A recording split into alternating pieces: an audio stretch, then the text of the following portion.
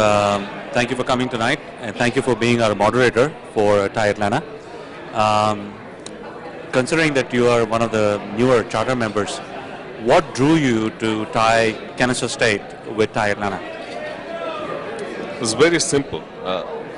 I'm at the Coles College of Business at the Kennesaw State University, and we pride ourselves on being the most relevant business school in Georgia, if not in the US. And in order to be relevant, since we teach business students, the one thing that they need to know is how to be a strong entrepreneur.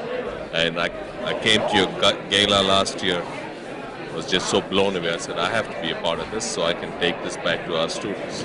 Welcome. If everyone could have a seat, we're going to get started. Welcome to TiE's August monthly meeting. We're very thrilled to have you all here. And of course, as usual, two of our biggest constituencies that we want to thank tonight is our TiE membership that's present here and our sponsors. So I am... Good evening to all of you.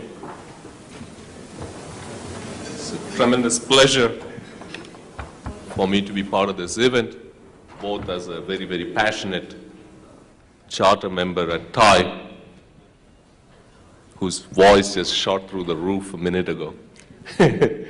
But in addition, there's a reason why this is a very, very fascinating panel. Now, the title says Smart Companies and Smart Opportunities.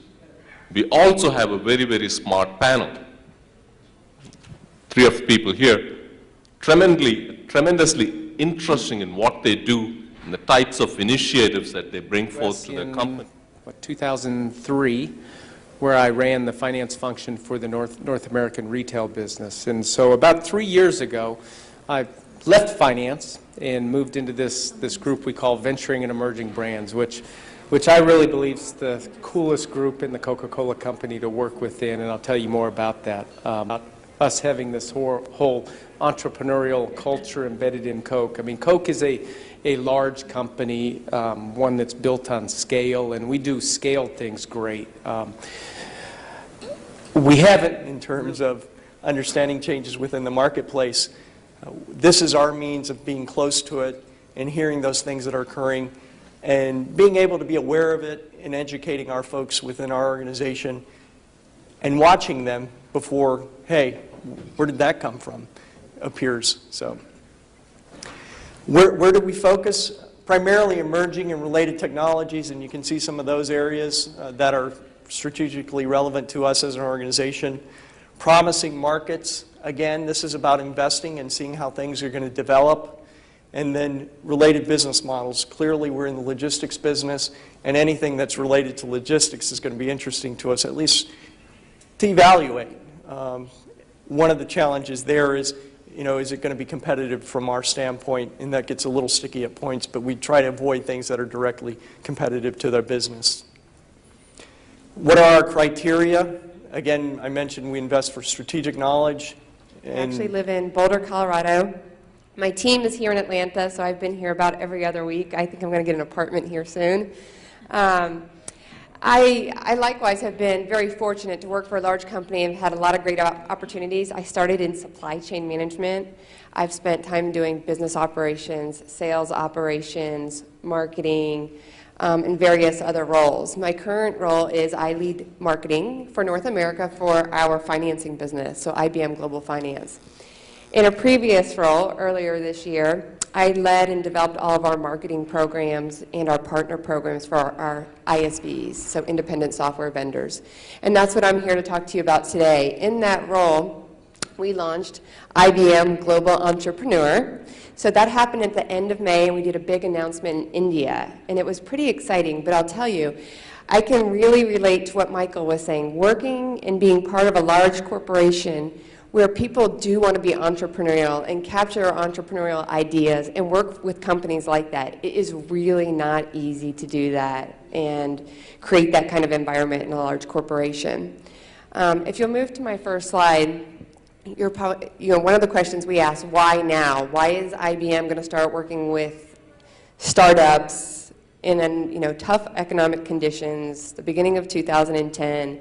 This has not been an area that has been an area of focus for us. We have worked with VCs for a long time, and what we do is we foster the VC relationships, look for an ISV that has a potentially strong solution, and we partner with the VC and then the partners, and we provide technical support and people and guidance and resources. We do not invest. How does, I wonder if you have some insights on how to get, like you said, somebody who is a sponsor or a charger inside that company, in addition to yourself. Now they've all volunteered to become sponsors for TiE members within their organizations. But in addition to that, you want somebody to really get passionate and charged up about what you're trying to do. And getting to that person is often quite a big challenge. And I wonder if you could, A, speak on that, and B, if you could also give some insights for some of the members in the audience on what do you think for the types of things that your company gets involved in may be really fascinating for them to start thinking about now. It might be the next generation of this. Okay? Thank you. And we'll start with Lori. Okay. I think unfortunately, I wasn't cheating because I didn't look at the questions. That's the professor. But I think part of this I did answer, and I can expand on it a little bit more. What we're looking for really is key industry solutions. So things that fit in with and despite, popular beliefs, Smarter Planet is not just a marketing campaign for IBM.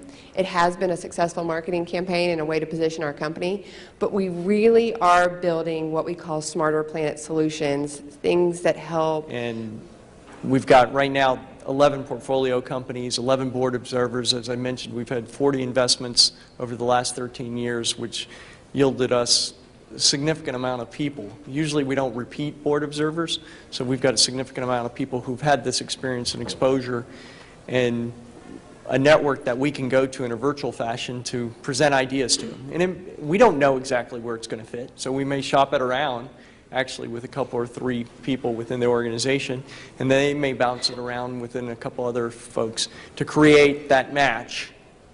So in terms of things that we're finding interesting right now, real-time data analytics. We'll now open up the floor to some questions from the audience.